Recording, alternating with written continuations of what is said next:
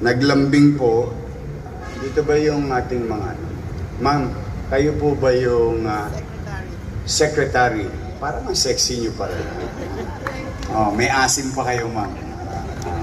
Pasensya na kayo.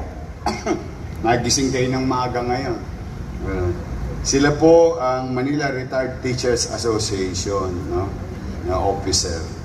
Ang nilalambing nila, kung po pwede, magulat man kayo hindi, pero yun ang katotohanan.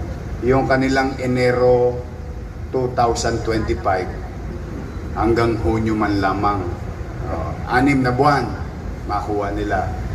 More or less about 3,000 of them in the city of Manila, retired. Ma'am, maraming salamat sa taxpayer. Sa awa ng Diyos at sa ating mga kawani ng pamahalaan at mga department, sa pagbubuti nila. So, unti-unti tayo at patuloy tayong nililingon ang mga nakaraang obligasyon.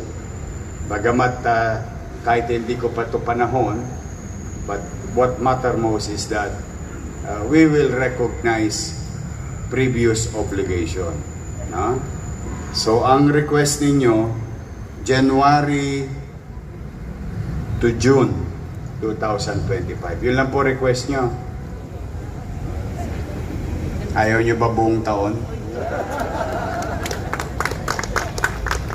Kasi yung request nyo is amounting to 9 million pesos.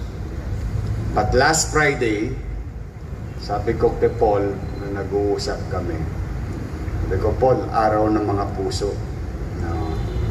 Iparamdam natin ang pagmamahal at utang na loob sa ating mga guro.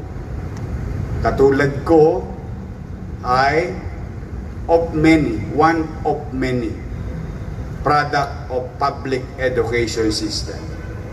Full-blooded from Tulungan Center in Delpan na ngayon ay tinayuan na ng Gat Andres Bonifacio Hospital. Dati pong Tulungan Center yun.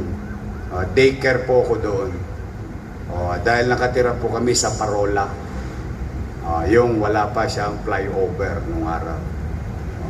Isa kami sa mga original sa Parola. Bubog at kusot ng San Miguel. Yung kanilang pabrika. Tapos kami po ay nawala sa Parola.